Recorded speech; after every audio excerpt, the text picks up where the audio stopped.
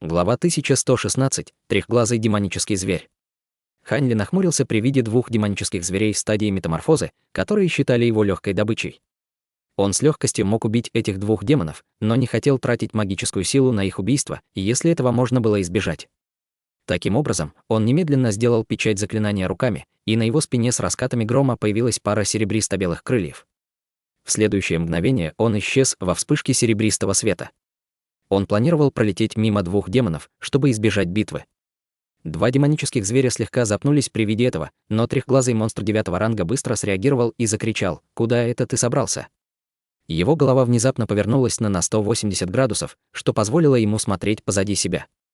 В то же время из третьего глаза демона на его глобалу испустился пронзительный черный свет, и полоса черного света пронеслась по воздуху. Черный свет внезапно взорвался за 200 футов позади двух демонов. Посреди вспышки черного света Хань Ли был вынужден отказаться от своей попытки сбежать и выскочил из воздуха с шокированным выражением лица. Другой демонический зверь с зелеными глазами разразился хриплым смехом при виде этого. «Ха-ха, пеняй на себя, малыш, и на свою удачу, раз тебе не повезло встретиться с братом, у его техникой уклонения. Даже твоя зарождающаяся душа не сможет сбежать от нас». Хань Ли остановился и повернулся к двум демоническим зверям с холодным выражением, сказав: «Да неужели? Кажется, мне следует поучиться манерам. Подумать только, я не знал о существовании такого удивительного материала из демонических зверей. Я не хотел вступать в битву, в которой я бы ничего не выиграл, а даже если бы выиграл, это больше было бы похоже на пустую трату времени и энергии. Но раз так, я покажу вам двоим, что значит вставать у меня на пути». Даже несмотря на то, что он вызвал маленький серебряный щит, чтобы удержать ударные волны взрыва, он все равно был довольно растрепан после этой атаки. После того, как его попытка сбежать провалилась, Хань Ли решил убить этих двух надоедливых зверей.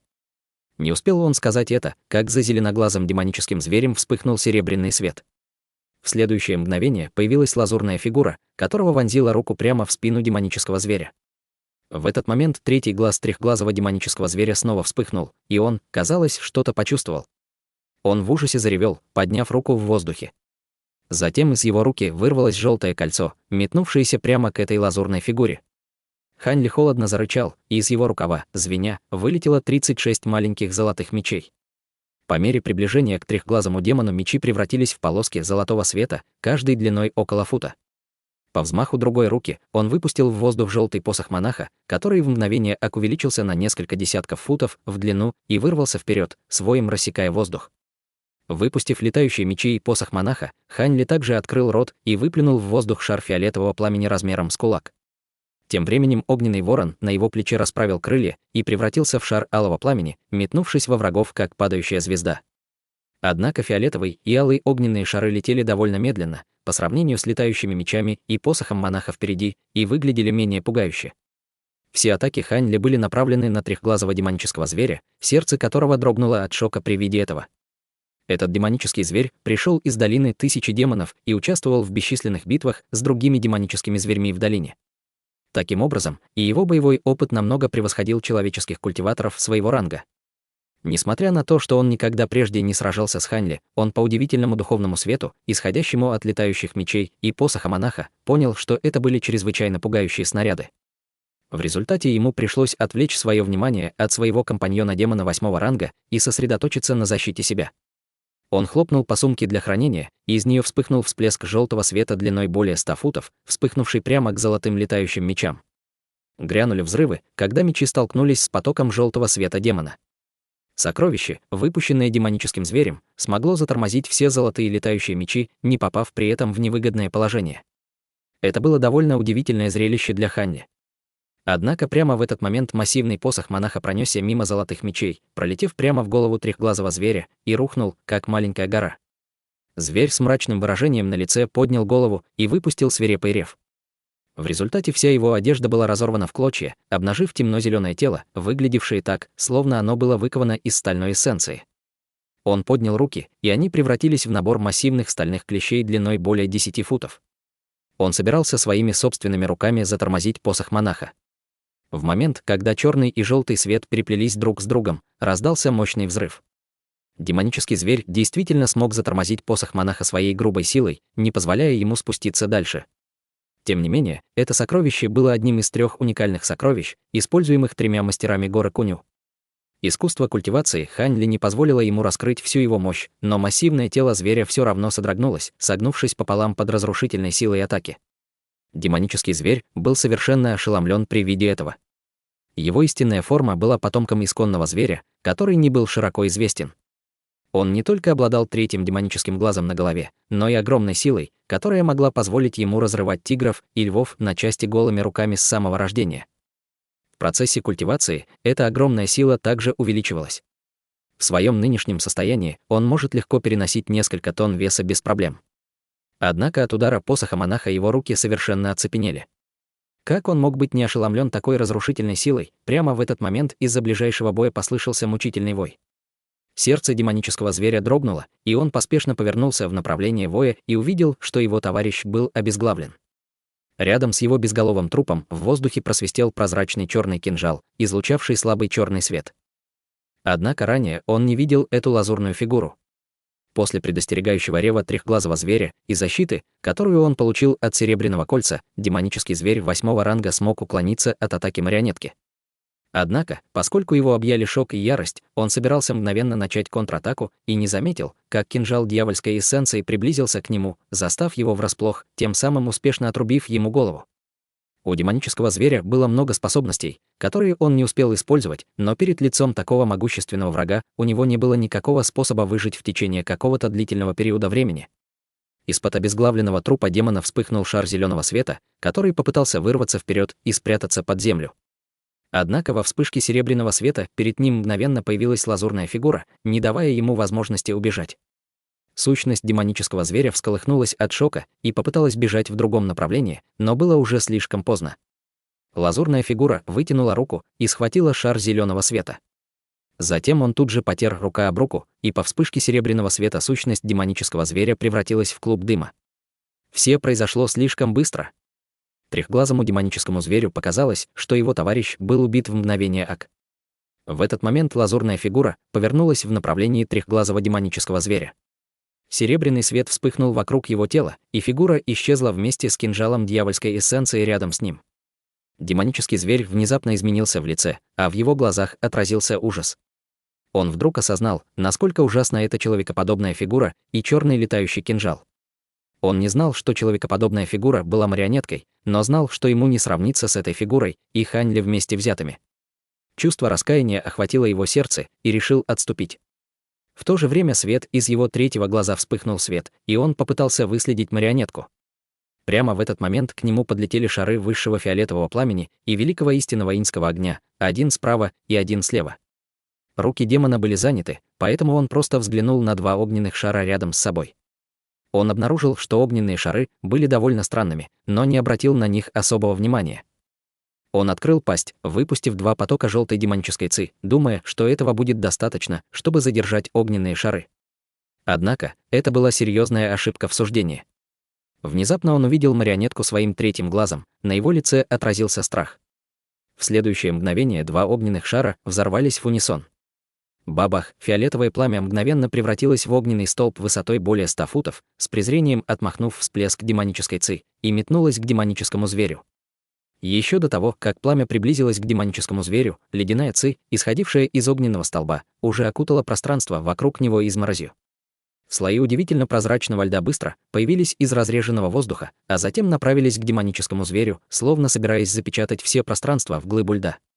Тем временем алый огненный шар тоже взорвался, но вернулся в форму огненного ворона. Алое пламя окутало его тело, в результате чего он увеличился до размера более фута. Он просто открыл клюв и проглотил демоническую ци, выстрелившую в него, а затем расправил крылья и исчез в столбе фиолетового пламени рядом с ним. Демонический зверь побледнел при виде ледяной ци из столба высшего фиолетового пламени. В ужасе он сразу же открыл рот, выпустив бесчисленное количество полос желтого света.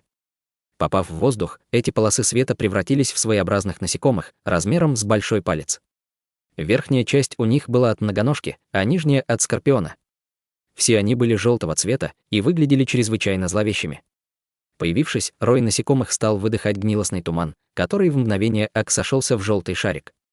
Шар тумана направился прямо к столбу огня, пытаясь удержать его. Тем временем демонический свет пронесся над телом демонического зверя, а его руки расширились еще больше. Он пытался добавить силу в свои руки, чтобы освободиться от атаки посоха монаха и сбежать из боя. Трехглазый демонический зверь полностью потерял боевой дух. Все, что он хотел сделать, это сбежать и сохранить свою жизнь. При соприкосновении желтого тумана с фиолетовым пламенем, туман сразу же начал колебаться и дрожать. Части тумана превращались в кристаллы, а затем стали падать вниз. Тем не менее, бесчисленные насекомые в клубе тумана продолжали выдыхать желтый туман, тем самым сумев временно удержать столб пламени. В этот момент изнутри фиолетового столба пламени вырвался резкий крик. Весь столб резко сузился, превратившись в массивного ворона размером более 100 футов с фиолетовыми огненными крыльями и парой малиновых глаз.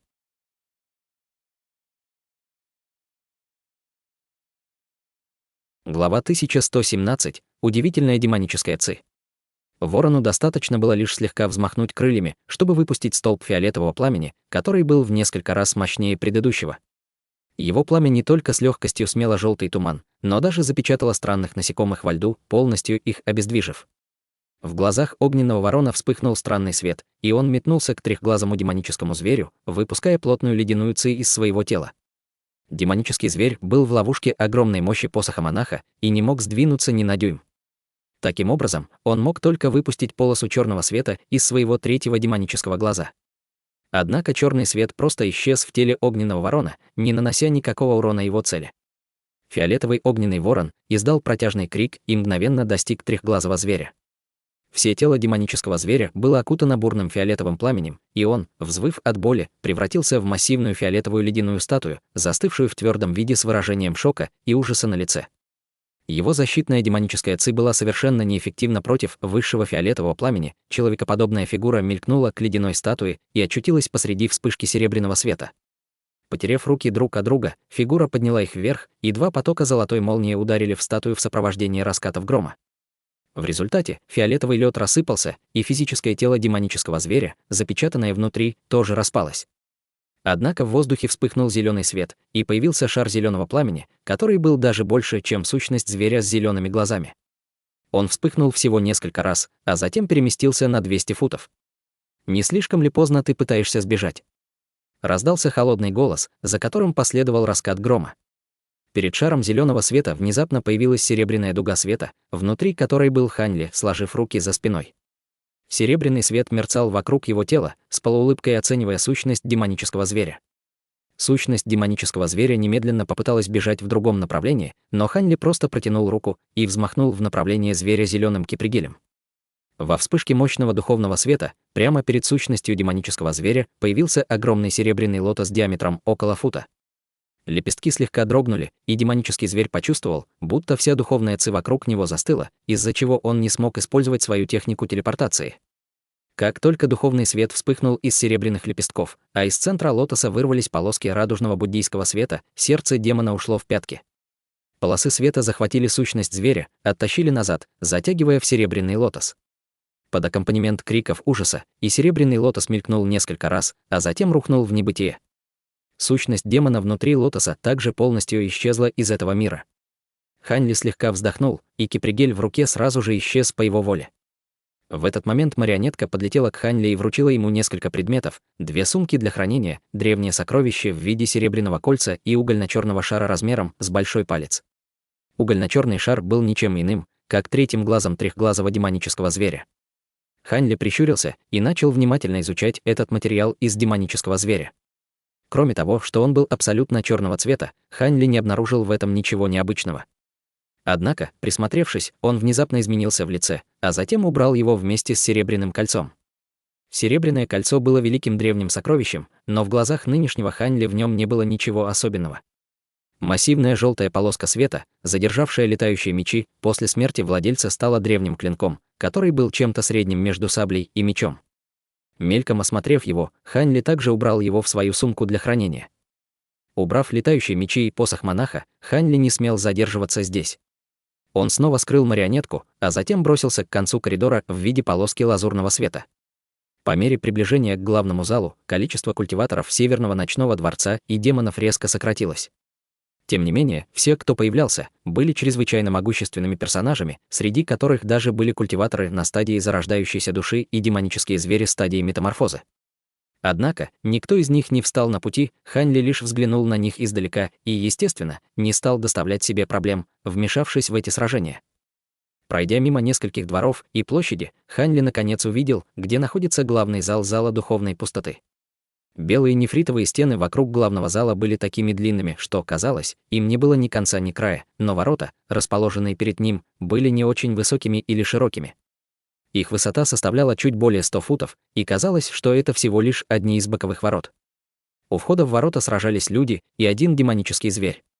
Два культиватора в белых одеждах, мужчина и женщина, среди которых культиватор, старший надзиратель Северного ночного дворца, седовласый старейшина Е, а женщиной была красавица в белой одежде, Бай Яой. Оба они сражались с чернокожим стариком, очень похожим на человека. На его голове были длинные волосы, сверкающие лазурным светом, а в его глазах мерцал холодный блеск, словно запугивая противников. Бай Яой и старейшина Е использовали два серебряных летающих меча и своеобразный нефритовый флакон с подрывной черно-белой ци, и, казалось, они справлялись с могуществом этого старика. В одной руке старик держал мерцающую лазурную сеть. Когда сеть полностью раскрылась, она превратилась в лазурное облако шириной более 100 футов, внутри которого вспыхивала молния, создавая грозную сторону для созерцания. Другой рукой он держал черное сокровище, напоминающее металлический жезл. С каждым взмахом сокровища появлялось несколько десятков проекций, которые атаковали врага. Некоторые из этих проекций были настоящими, в то время как другие были просто иллюзиями, и с ними было очень трудно иметь дело. Этот старик смог оттеснять Бая Яой и старейшину Е, действуя при этом очень расслабленно. Однако нефритовый флакон старейшины Е был чрезвычайно мощным сокровищем. Черно-белая ци, изливавшаяся изнутри, выдерживала большинство ударов лазурной молнии, а также атаки черного жезла. Между тем серебряные летающие мечи Бай Яой сами по себе были довольно мощными, и им обоим удалось предотвратить поражение вместе. Синий свет вспыхнул в глазах Ханли, когда он посмотрел на старика, на что его зрачки тут же сжались, а сам он изменился в лице. Этот старик был демоном на стадии метаморфозы 10-го ранга. Даже с его глазами духовного прозрения он не мог определить, какого рода зверя была истинная форма старика.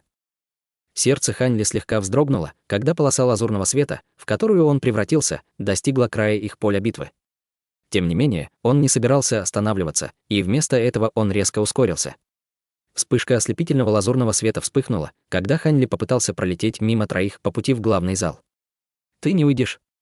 Будучи демоническим зверем 10-го ранга, старик определенно не мог позволить проскользнуть у него под носом. Он чувствовал, что Ханли был культиватором на средней стадии зарождающейся души, но он не обратил на это особого внимания.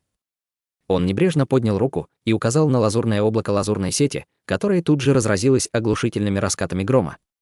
В следующее мгновение изнутри вылетело несколько десятков сфер лазурной молнии, направившиеся прямо к Ханли. Все эти сферы молнии размером с кулак вздымались до размеров человеческих голов, закрывая область радиусом более 200 футов, что не давало Ханли возможности для спасения. Ханли нахмурился при виде этого, но не остановился, чтобы ответить на угрозы. Вместо этого внезапно показалась его марионетка. Она подняла руку в воздух, призвав маленький лук, окутанный багровым огнем, и осторожно натянула тетиву другой рукой. На сферы лазурной молнии с гулом обрушилось бесчисленное количество огненных шаров. Сферы красного и зеленого столкнулись в воздухе, а затем грянул мощный взрыв, переплетающийся двуцветным сиянием, создавая чудесное зрелище для созерцания. Сила огненных шаров была явно ниже, чем у лазурной молнии, но они все еще были способны замедлить лазурные сферы, выиграв Ханли достаточно времени, чтобы пролететь мимо сражавшихся, что позволило ему сбежать в зал через ворота. Старик вскрикнул от удивления. Благодаря удивительной базе уровня культивации этого демонического зверя 10-го ранга, он смог сразу же увидеть человекоподобную марионетку, которая появилась за Ханли, поэтому он был так удивлен. Он посмотрел, как Ханли ворвался в зал, и его брови слегка нахмурились, но он не стал преследовать. Вместо этого он снова сосредоточил свое внимание на своих противниках и начал придавать больше сил своим атакам. Бай Яой также была чрезвычайно шокирована. Лазурная полоска света пролетела слишком быстро, чтобы она могла определить, что это был Ханли, но этот лазурный свет был ей чрезвычайно знаком. После доли секунды созерцания она поняла, что перед ними определенно проскочил Ханли. Неужели великий старейшина и другие уже вышли из пещеры высшего нефрита? Как только эта мысль пришла в голову Бай Яой, старик начал усиливать свои атаки. Таким образом, она не могла больше размышлять над этой проблемой и влила больше духовной силы в свои мечи. Два летающих меча были похожи на водяных драконов, вышедших из моря, помогая старейшине Е сдерживать разрушительные атаки, направленные на них. Старейшина Е также был очень удивлен, что полоса лазурного света смогла выдержать молниеносную атаку старого демонического зверя, а затем ворвалась в зал. Он не узнал эту полосу лазурного света, но не почувствовал, чтобы от нее исходила демоническая ци. Плюс ко всему старый демонический зверь начал атаку против него, что указывало на то, что это был друг, а не враг. В связи с этим он не стал больше размышлять над этим вопросом и влил больше духовной энергии в свой нефритовый флакон. Он и Бай Яой были на средней стадии зарождающейся души, так что даже с копией духовного сокровища флакон двойной ци этого было недостаточно для победы над демоническим зверем 10-го ранга. В этот момент Хань Ли бросился через ворота и пролетел более 100 футов, прежде чем снова остановиться. Он быстро осмотрел свое окружение, пытаясь оценить ситуацию в главном зале, чтобы потом принять решение о дальнейших действиях. Однако, прежде чем он успел узнать, что происходит, позади него послышался хриплый смех пожилого человека. «Значит, здесь есть еще один, кто хочет умереть. Гу? Еще один или меньше не имеет значения. Иди сюда». Услышав это, Хань Ли слегка запнулся, но успел среагировать, как вокруг него вспыхнул черный свет, и окружающее пространство стало искажаться. В мгновение Хань Ли переместился в пространство, где его со всех сторон окружала демоническая ци. Он был пойман в ловушку каким-то сокровищем. Хань Ли, естественно, был шокирован, осознав это. Демоническая ци вокруг него вздрогнула, а затем бросилась к нему, словно пыталась задушить его до смерти. Хань Ли глубоко вздохнул и взмахнул рукавами. Из его тела сразу же вырвались грохочущие раскаты грома, и его окутал слой золотых дуг молний. Несколько десятков маленьких золотых мечей вылетели из его рукавов, сделали круг вокруг него и превратились в осколки золотого света. Эти легкие осколки располагались вне дуг молнии, обеспечивая второй уровень защиты. В этот момент черная демоническая ци достигла Хань Ли и со всех сторон врезалась в золотой свет.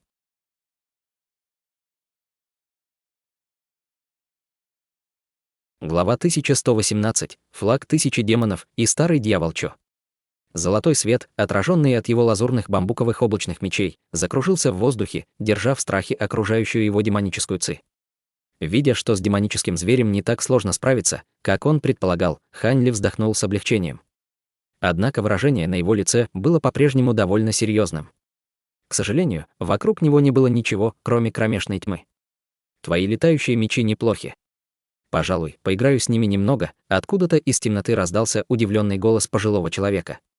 Было совершенно ясно, что существо, которое держало Хань Ли в плену, проявило интерес к его мечам.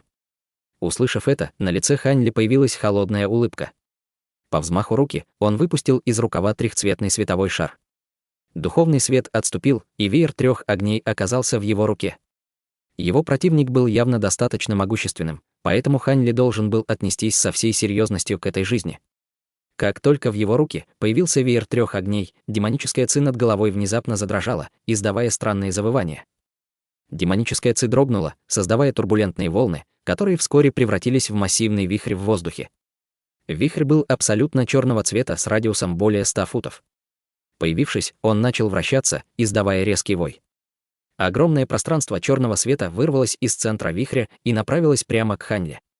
При виде этого сердце Хань Ли дрогнуло от шока, и он понял, что попал в опасную ситуацию. Таким образом, он сразу же сделал печать заклинания, чтобы активировать искусство меча.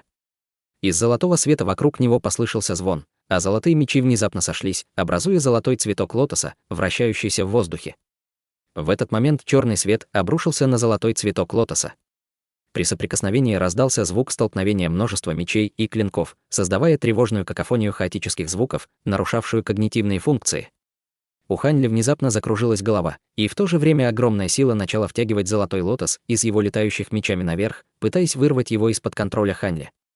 Хань Ли изменился в лице и начал распространять всю магическую силу внутри своего тела. Если бы он был обычным культиватором, на средней стадии зарождающейся души, он действительно не смог бы предотвратить разрушение его магического сокровища этой огромной силой всасывания. Однако, после культивации искусства владения меча лазурной эссенции, его база культивации была намного более сильной, чем у культиватора того же ранга. Кроме того, его лазурный бамбуковый облачный меч был закален несколько раз редкими материалами, что делало его сокровище несравненно мощным и прочным.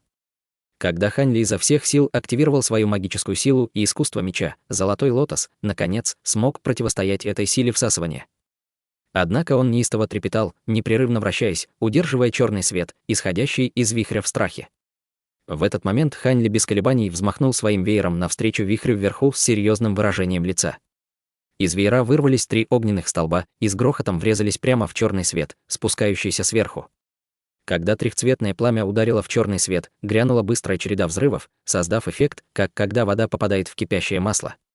Было ясно, что трехцветное пламя было намного сильнее, чем черный свет, и столпы огня были остановлены только на долю секунды, а затем с легкостью победили его.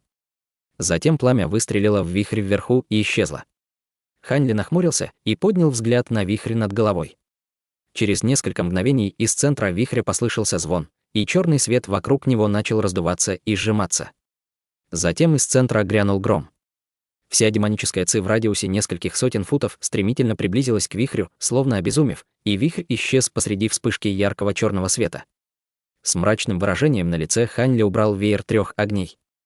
Несмотря на то, что он победил черный вихрь, на его лице не было ни тени радости или триумфа. В конце концов, только одна эта атака израсходовала около 20% его магической силы, и, похоже, это совсем не ранило его противника. Это копия духовного сокровища. Так это ты? Твоя фамилия Хань. С ноткой удивления раздался голос пожилого человека. Откуда ты меня знаешь? Лицо Хань Ли слегка дрогнуло. Ему казалось, что он уже знал ответ на этот вопрос, но все равно решил спросить. Хе-хе. Твое духовное сокровище духа слишком легко узнать. Я слышал, ты провалил один из моих планов на горе Куню, что ты делаешь сейчас в Северном ночном дворце? Спросил пожилой голос. Гора Куню. Ты, господин даосист Чо из долины 1000 демонов. Сердце Хань Ли трясло, и выражение его лица изменилось от осознания этого.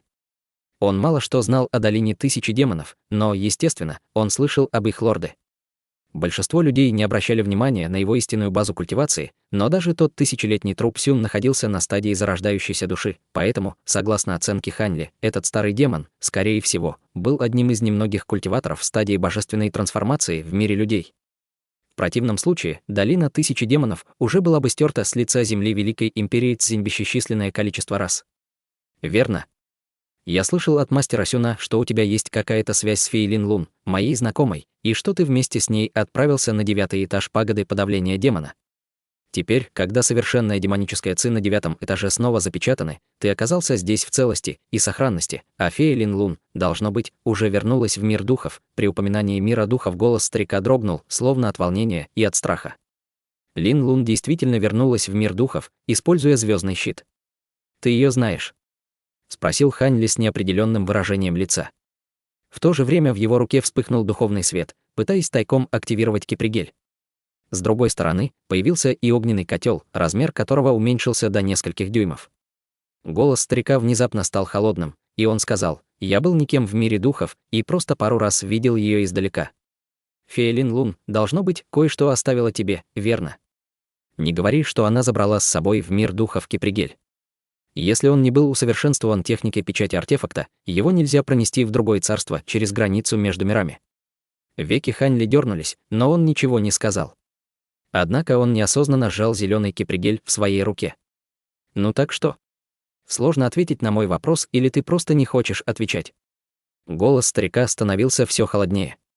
В то же самое время из окружающей демонической ци раздался взрыв мощной духовной ци, надавливая на Хань Ли огромной силой. Эта внушающая страх база культивации была чем-то, что могло принадлежать только настоящему демоническому зверю 10-го ранга, но духовное чувство Хань Ли не уступало чутью культиватора на поздней стадии зарождающейся души. Таким образом, его тело лишь слегка покачнулось, прежде чем он смог поправиться и выдержать давление сверху. «Хм. Ты», на этот раз в голосе старика было удивление. Почувствовав этот взрыв огромного духовного давления, Хань Ли прищурился, а в его зрачках вспыхнула полоса света. Хань Ли выдохнул и сказал со странным выражением на лице: «Я слышал, что ты в течение бесчисленного количества лет находился в уединении в долине 1000 демонов и не стал бы покидать ее по пустякам. Очевидно, существо здесь не твое настоящее тело, я прав.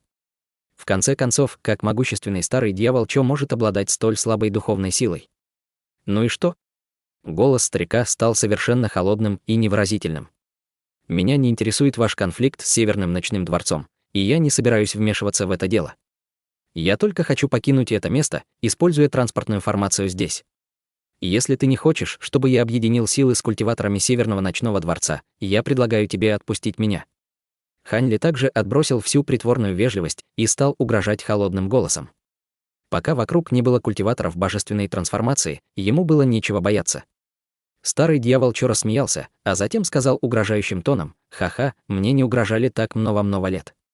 Я слышал от мастера Сюн, что твоя божественная дьявольская молния довольно мощная, но божественная дьявольская молния эффективна только против дьявольской ци. Ты действительно думаешь, что ты выпущу тебя, когда ты пойман в ловушку моего флага 1000 демонов? Если не хочешь, чтобы твое тело и душа были уничтожены, отдай мне кипригель 8 духов и все остальное, что передала тебе фея Лин Лун. У меня пока что хорошее настроение, так что я могу подумать о том, чтобы оставить тебя в живых». Хань Ли тяжело вздохнул. Казалось, что этот старый дьявол Чо вообще не рассматривал его как угрозу и не позволил бы ему уйти без боя. Хань Ли много раз слышал о флаге 1000 демонов. Это была известная копия, которая была ближе всего к истинному божественному духовному сокровищу. Поэтому неудивительно, что этот старый дьявол был настолько уверен в своей способности сокрушить Хань Ли. Видя, что переговоры явно ни к чему не приведут, Хань Ли больше не стал тратить время на слово. Он поднял руку и выпустил вперед шар красного света. Шар сделал круг в воздухе, а затем завис на несколько десятков футов над его головой, где и оставался, совершенно неподвижно. Этот шар красного света был ничем иным, как безымянным огненным котлом. Затем Хань Ли сделал печать заклинания руками и начал песнопение. Из котла вырвался яркий свет, и сам котел резко увеличился в размерах, достигнув нескольких десятков футов в диаметре в мгновение ак. По приказу Хань Ли с котла слетела крышка. Изнутри котла раздался звон, а затем оттуда вылетели огненные вороны размером с кулак и устремились в воздух. За один раз вылетело более 1000 огненных воронов, и они окружили Хань Ли, создавая обширное пространство красного света. Хань Ли не смел недооценивать силу флага 1000 демонов, поэтому он сразу использовал всю мощь огненного котла. Не только это, но и огненный ворон на его плече также исчез, присоединившись к своим собратьям. Поскольку он выглядел точно так же, никто не смог бы заметить разницу. В этот момент пение Хань Ли прекратилось. Он издал тихий крик, и все огненные вороны начали выбрасывать алое пламя из своих клювов. В мгновение волны огня, высотой в несколько десятков футов, окружили Хань Ли, обрушившись на близлежащую демоническую ци. Все пространство было превращено в море алого пламени, резко повышая температуру окружающей среды. Когда демоническая ци вступила в контакте морем пламени, раздался грохот, похожий на раскаты грома. Медленно, но верно, огненное море стало оттеснять окружающую демоническую ци. «Ты думаешь, что сможешь сбежать от моего флага 1000 демонов с таким жалким трюком?» Размечтался. Старый дьявол Чо холодно усмехнулся и взвыл так, что его вой, несомненно, был слышен даже высоко в небесах.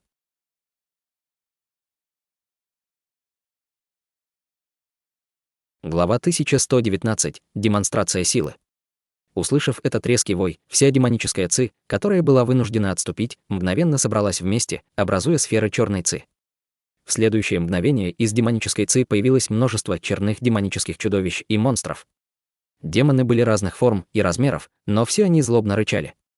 Самые большие были размером более 300 футов, в то время как самые маленькие были размером всего несколько футов. Однако все они со свирепым выражением на мордах смотрели на Хань Ли посреди огненного моря. Сердце Хань Ли вздрогнуло при виде этого. Он перевел взгляд в сторону и обнаружил, что посреди турбулентной демонической ци собралось, казалось, до самого горизонта бесчисленное количество демонических зверей. С воем все демонические звери напали на него со всех сторон. Взгляд Хань Ли дрогнул, и он молча сделал несколько лазурных небесных техник огненному котлу, парящему над его головой. Котел дрогнул, выпустив мерцающий красный свет, который мгновенно окутал его огненным пламенем, превратив его в огромный огненный шар. Из котла вылетело бесчисленное количество вспышек палящего пламени, соединившись с пламенным морем. Температура воздуха во всем пространстве снова резко возросла, поскольку пламенное море стало еще свирепее. В то же время из мора вылетели огненные шары размером примерно с человеческие головы. В каждом огненном шаре был большой огненный ворон. Они использовали силу пламенного моря, чтобы атаковать окружающих их демонических зверей. Алые огненные шары разных размеров начали взрываться в чрезвычайно плотной армии демонов. Более 1000 огненных воронов яростно танцевали в воздухе, сталкиваясь с демоническими зверьми вокруг них. Когда огненный свет и черное переплелись друг с другом, грянул взрыв. В мгновение произошло множество столкновений, но силы были равны.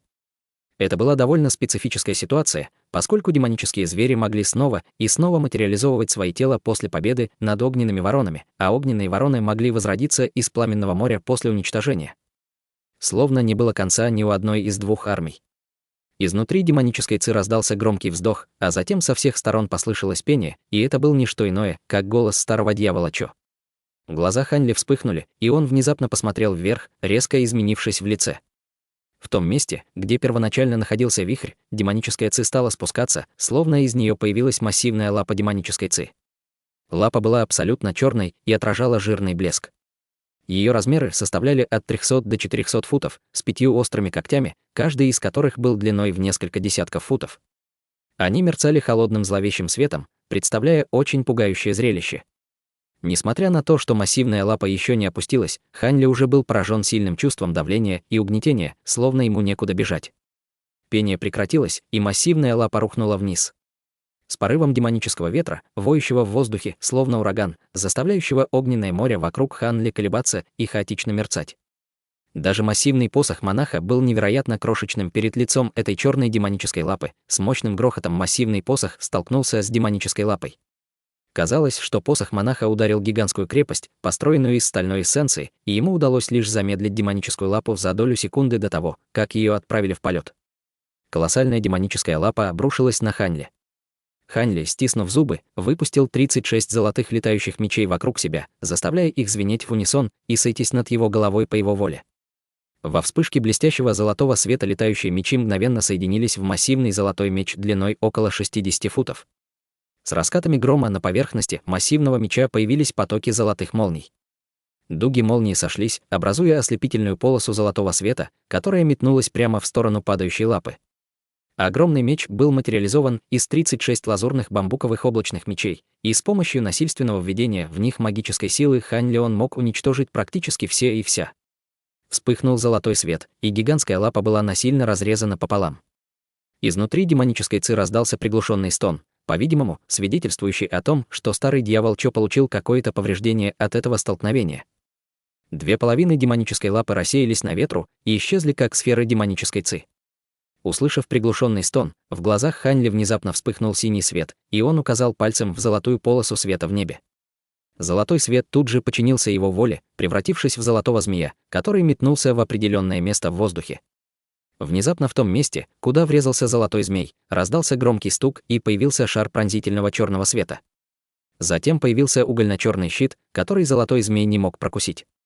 В этот момент из-за щита вспыхнул черный свет, и появилась низкая фигура. Эта фигура была маленьким ребенком с 3 маленькими косичками на голове и странным серебряным замком, висящим перед его грудью. Это была форма, которую старый дьявол Чо принимал за пределами ледяного города. Ребенок стоял за черным щитом и с удивлением наблюдал, как золотая змея продолжала злобно атаковать щит.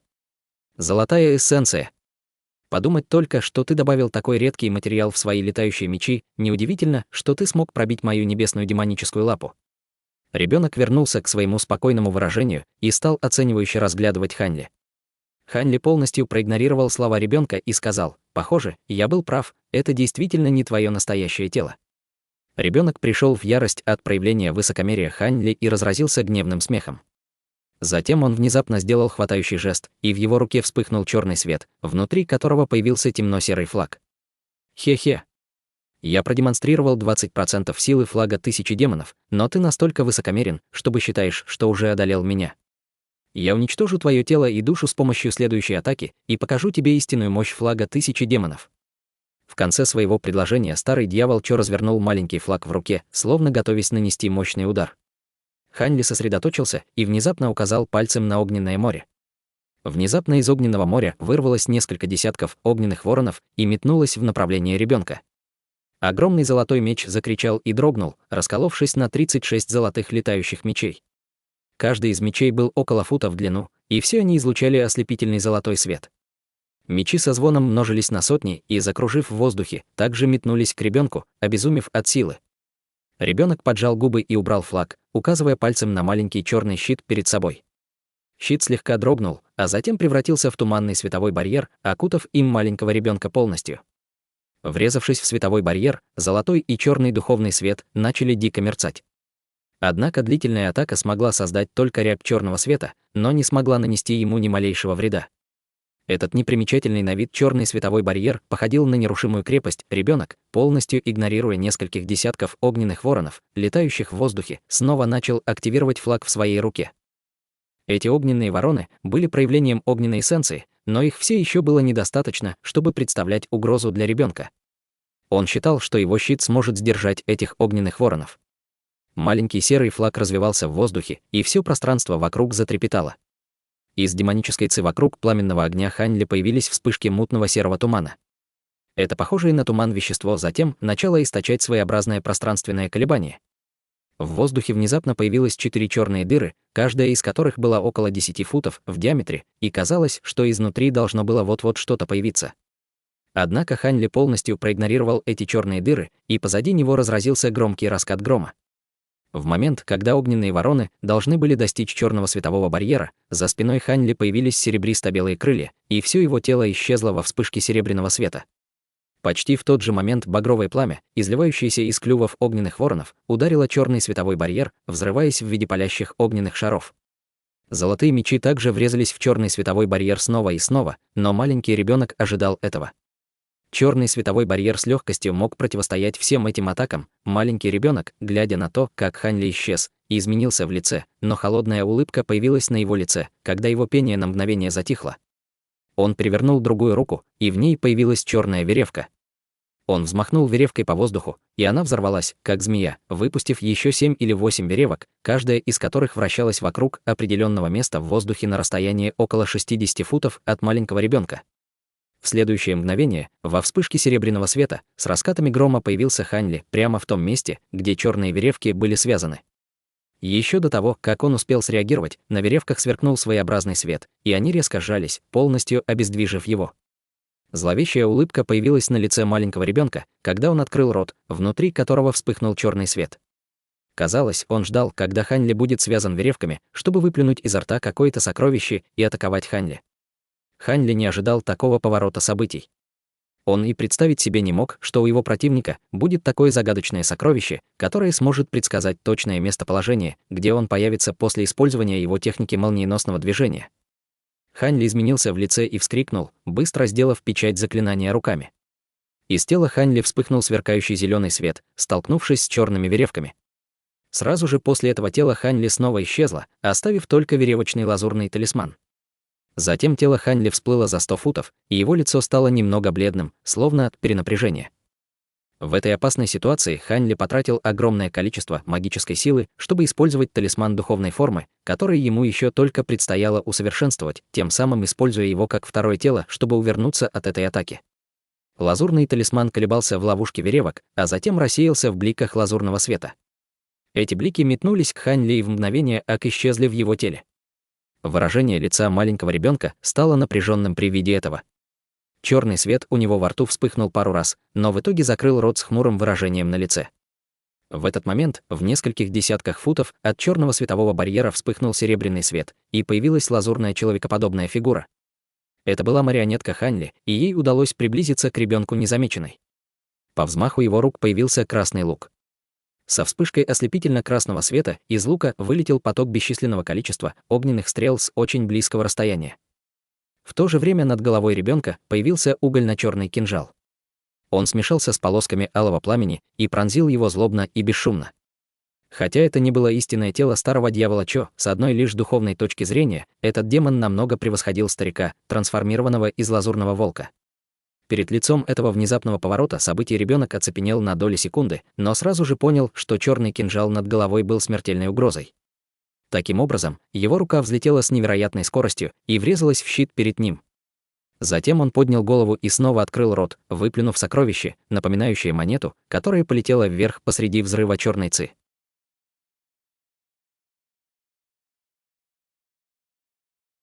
Глава 1120. Равные соперники.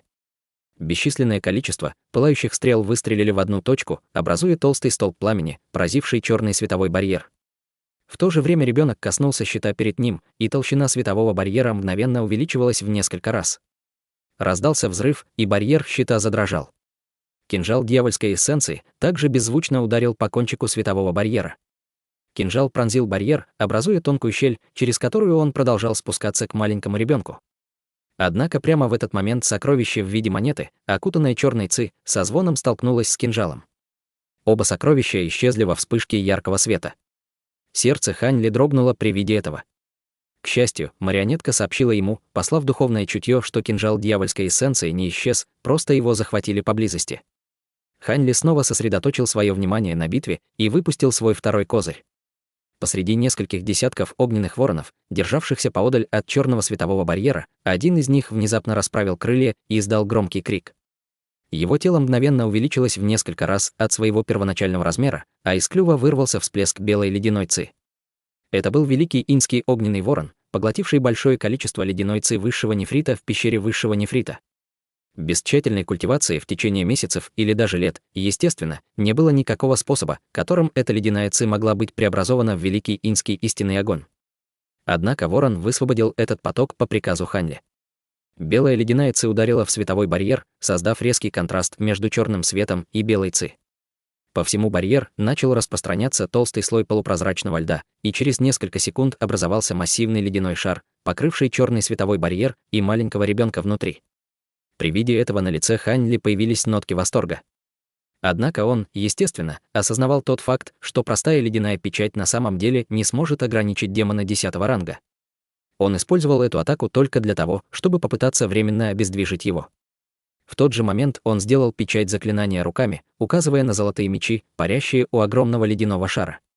Как только он начал песнопение, золотые мечи одновременно сделали круг в воздухе и стали исчезать один за другим.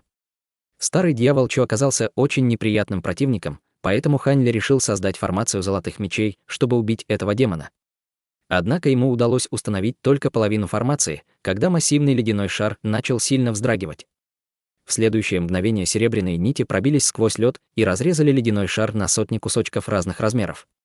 Сквозь полупрозрачный слой льда Хань Ли увидел, что черный световой барьер внутри уже исчез. Он снова стал угольно-черным щитом, а у ребенка в руках было сокровище, излучавшее пронзительный серебряный свет. Бесчисленные тонкие серебряные нити испускались из этого шара света. Внутри этого шара света был серебряный замок, который висел на груди ребенка. Хань Ли слегка вздохнул, понимая, что не сможет закончить формацию меча. Он сразу же перевернул руку с мрачным выражением, вызвав кипригель и махнув им в направлении ребенка. Над головой ребенка вспыхнул духовный свет, и появился серебряный лотос размером с чашу для риса. Лотос сделал круг в воздухе, а затем из него полился дождь из семицветного буддийского света. Не успел ребенок вырваться из ледяного шара, как буддийский свет ослепил его, на мгновение ошеломив его. В этот момент марионетка потерла руки, и в ее руке вспыхнула вспышка серебряного света, а затем в его руке появилось копье длиной в несколько футов. Взгляд ребенка дрогнул при виде этого, и маленький серый флаг в его руке вылетел сам по себе и начал развиваться в воздухе. Он каким-то образом мог игнорировать ограничительный эффект буддийского света и активировать флаг 1000 демонов в своей руке. Пространство вокруг ребенка сразу начало искажаться, создавая темный серый барьер. В этот момент марионетка тоже взмахнула рукой. Серебряное копье превратилось в полоску серебряного света, пронзающую воздух в полете. На таком близком расстоянии копье поразило барьер перед ребенком почти сразу же, как только покинуло руку марионетки. Затем произошло нечто необычное. Серебряное копье легко могло пробить барьер, но каким-то образом промахнулось по ребенку более чем на 10 футов, а затем снова пронзило барьер на другой стороне. Хань Ли был довольно озадачен, увидев это. Духовное чутье марионетки уже было привязано к ребенку, так как же он мог промахнуться. Однако вскоре он все понял. Этот барьер, созданный флагом 1000 демонов, обладал способностью деформировать пространство. Это не был обычный барьер, который можно было бы развеять за минуту или две. Внутри барьера ребенок держал в одной руке флаг 1000 демонов, а в другой — серебряный замок, и холодно смотрел на Хань Ли. Черный демонический свет непрерывно вспыхивал из его тела, медленно отталкивая буддийский свет, пытаясь высвободиться из ограничений. Сердце Хань Ли дрогнуло при виде этого. Оказалось, что противника, с которым он столкнулся, нельзя было сравнить с культиватором на поздней стадии зарождающейся души. Кроме того, сражение с таким могущественным противником внутри флага 1000 демонов поставило его в затруднительное положение. Таким образом, он перевел свое внимание на 4 черные дыры, которые появились возле моря огня. Хотя ребенок был временно обездвижен, 4 черные дыры все еще постепенно расширялись. Кроме того, изнутри доносился звериный вой, словно оттуда вот-вот должно было вырваться бесчисленное количество демонов всех типов. Хань Ли нахмурился, но сразу же начал действовать. Он убрал свой кипригель 8 духов и сразу же начал делать печать заклинания руками. Внезапно огненный котел, огненные вороны, марионетка, золотые мечи и другие его сокровища яростно вздрогнули, бросившись к нему. Только великий инский огненный ворон летал кругами вокруг пространственного барьера, выпуская потоки ледяной ци один за другим. Несмотря на то, что большая часть ледяной ци была отклонена пространственным барьером, оставшаяся ледяная ци попадала в цель и была способна снова запечатать ребенка внутри льда. Однако серебряные нити из серебряного замка в его руке снова разрезали лед, поэтому усилия огненного ворона не принесли много плодов. В этот момент великий инский огненный ворон также полетел обратно к Хань Ли. В то же время в его руке неожиданно появился желтый талисман. На талисмане мерцал духовный свет, и это был тот самый талисман Разрушителя миров, который фея Лин Лун дала ему перед своим уходом. Этот талисман был чрезвычайно эффективен для преодоления подобных ограничений, но Хань Ли не хотел тратить такой ценный талисман, поэтому он не использовал его с самого начала. Однако он не знал, какими еще способностями обладал флаг Тысячи демонов, поэтому он, наконец, решил использовать этот талисман. Он собирался использовать этот талисман не для того, чтобы прорваться сквозь пространственный барьер, а чтобы вырваться из этого пространства. В конце концов, его противник все еще мог использовать флаг Тысячи демонов, даже если Хань Ли сможет преодолеть этот барьер, ему будет трудно убить ребенка. Таким образом, это было более мудрое решение сначала сбежать из этого ограничительного пространства. Таким образом, он зажал талисман между двумя пальцами и взмахнул им в сторону пустого пространства прямо перед ним. Пронзительный желтый свет вырвался из талисмана, и пространство исказилось. Оно начало крутиться и деформироваться, а затем появился прозрачный белый шар света. Хань Ли пришел в восторг при виде этого, и он немедленно призвал все свои сокровища рядом с ним. Летающие мечи, огненные вороны и марионетка начали атаковать это место в воздухе. Грохот прокатился по всему пространству, а изображение зала духовной пустоты во внешнем мире стало видимым через белую дыру. Ребенок все еще пытался освободиться от ограничений, наложенных на него, но как только он увидел, что делает Хань Ли, на его лице отразилась паника. Он немедленно влил свою силу в флаг Тысячи демонов, и из него вырвался столб серого света, врезавшийся прямо в серебряный лотос в воздухе над ним. В момент столкновения раздался грохот, и они оба рассеялись. Когда ребенок освободился, вокруг тела Хань Ли вспыхнуло лазурное сияние. Он уже превратился в полосу лазурного света и исчез в белой дыре. Все близлежащие сокровища следовали за ним. Ребенок с грозным выражением на лице сжал флаг в руке. Лазурный свет отступил, и Хань Ли появился во внешнем мире. Именно в этот момент звуки взрывов внезапно донеслись до его ушей.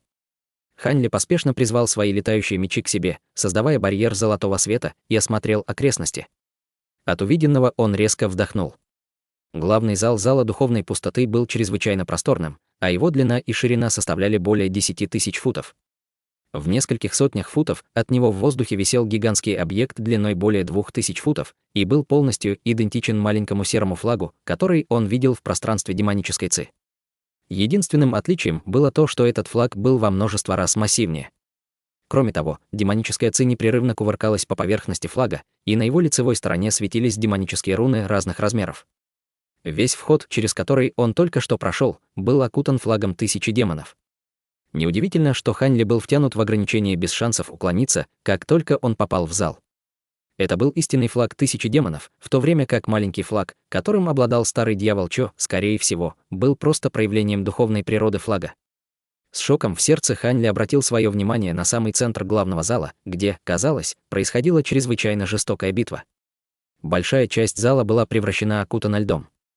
Воздух был пронизан ледяной ци, и даже высокие столбы в зале были покрыты толстым слоем иния. Рядом с полем битвы появился ряд ледяных гор высотой до нескольких сотен футов.